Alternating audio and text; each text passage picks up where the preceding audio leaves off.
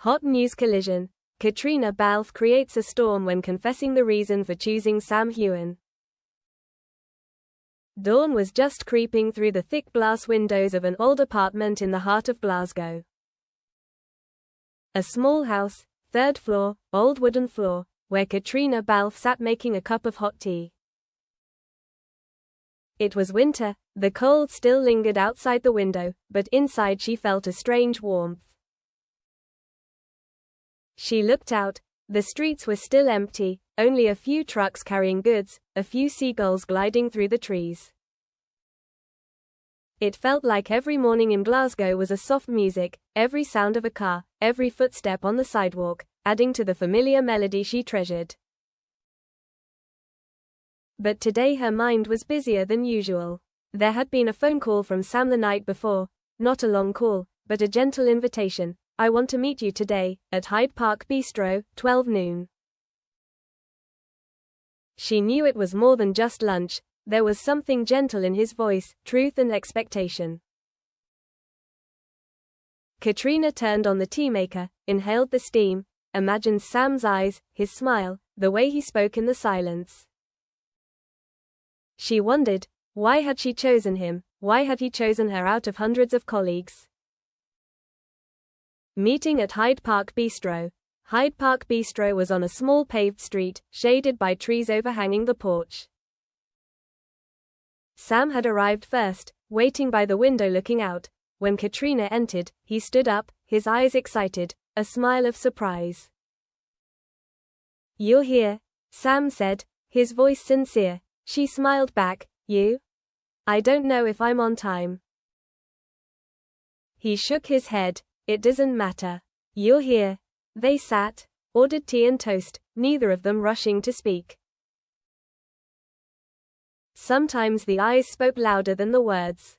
Caitriona looked at Sam softly. He still kept the simplicity in the way he spoke, in the way he observed the world around him, in the way he listened when she shared. Those little things, she always saw them, were the first reason she chose him. Before, Caitriona began softly, I used to think that people came together for fame, for the spotlight, for fame. But with you, I saw something different. I saw silence when everything was noisy. Sam nodded, looking out the window at the bauhinia tree, bright yellow leaves, gentle breeze. I was also afraid, many times, that I would be caught up in the cycle of work, of roles, of pressure, and forget who I was. Caitriona took a sip of tea, feeling the heat spread through her throat, and I wanted to find someone I could be myself with. Not Claire, not an actress, just me, with all my dreams, fears, and little things that few people see. The first reasons, truth and character. The afternoon passed with soft music playing from the radio. Sam talked about the new movie. Caitriona talked about filming a heavy crying scene for Outlander, about being a mother, about the fatigue of always having to be perfect in public.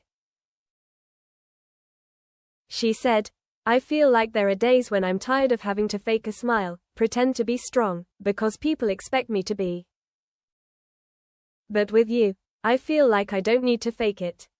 You show me that I can be vulnerable, and that's acceptable. Sam nodded silently. He remembered when they did their chemistry test for Claire Jamie. Caitriona had been late because of traffic, her bra soaked with sweat, her heart racing. But standing in front of Sam, she felt he didn't judge her, didn't make her nervous. On the contrary, he made her feel safe, helped her overcome her shyness and fear of rejection. That was the second reason she chose him. The peace, the respect he showed her, not just as an actress, but as a person. Support and sharing behind the scenes. At the end of the day, they walked along the banks of the River Clyde. The sky was a light grey, the evening mist drifting in with the steam. Sam bent down to pick up a wet leaf, joking, honestly, if Claire and Jamie saw this leaf, they would say it was perfect for some tragic scene. Caitriona laughed. A soft laugh echoed in the damp air. she thought of the long filming trips, far from home, when she missed her children, missed the peace, missed the simple meals without the cameras. In those moments, Sam was the one she called, to tell stories, to hear her laugh, to show her that someone saw her not as an icon, but as a friend, a colleague, a person with a scarred heart. I remember the winter shooting season in the Highlands, she said, her voice soft. The snow was white, the wind was cold. I remember having to act out crying scenes, scenes of loss, pain. But what I remember most clearly is when you stood behind the camera, said, "Are you warm?" and gave me a scarf. You didn't say anything big, just the scarf, but I understood. You looked at me, you knew I was cold. And I wasn't alone. That's the third reason, the care in the little things, something celebrities rarely do, but for Sam, it was as obvious as breathing, sometimes light but steady, reliable. Sharing passions and values, they stopped at a used bookstore along the road. Caitriona browsed the shelves, her hands brushing the old covers, the sweet smell of paper and glue. Sam stood beside her, his hand on her shoulder, no words needed. "I love the way you tell stories," she said after a moment of silence. "Not just when you act. When I watch you interview, when I see you share your Scottish history, your roots, the people you hold dear, I feel like I'm being heard, and I want to share that with you." Sam smiled, her eyes lighting up, "And I want to know, what makes me feel like me, not the role of Claire, not the fame." Caitriona nodded. "My values, the things I believe in, fairness, honesty, humility. I see you have them. I see you put others first, even though you have the right to be in the spotlight. I see the way you treat the crew, the way you protect difficult scenes, the way you don't let yourself be dependent on outside praise." That's the fourth reason, shared values, passion for acting, respect for others, honesty, responsibility to the community, things that make them not just fellow actors, but like-minded. Love in work and creativity. In the afternoon, the sky becomes brighter, sunlight streams through the bookstore window. Sam talks about another project he wants to do, wants to be more creative, maybe a small independent film, maybe a riskier role. Caitriona listens, her eyes light up. "I like it when we talk about film, about how the lighting is placed, about when a scene is a little too long for emotion to seep in. I like it when you're not in a hurry, when you allow silence between lines. When you trust the director, when you trust the supporting actors, when you respect the less visible people." Caitriona remembers the times she participated in productions, the times she offered to direct a small scene. She remembers the feeling of being challenged, of being pushed, and she remembers that Sam is not afraid of challenges, also wants to create, also wants to do better. That's the fifth reason, creativity and mutual support in the profession. Neither of them keeps themselves in a fixed form, but both step on the path of learning, of innovation.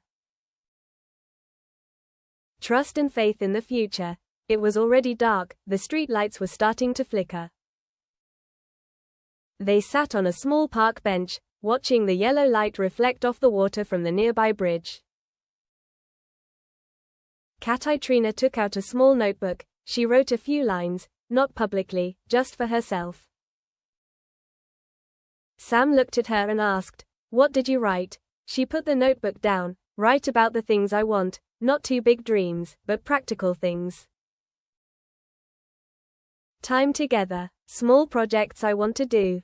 That I can see the possibilities, see the future with you. Not a future of fame, but of two people who can share, support each other."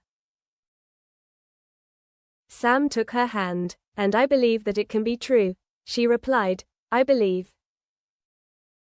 I chose you not because of who you are today, but because of who I see in the future. Someone who is not perfect, but sincere. Someone who knows how to love, who knows how to wait, who knows how to understand."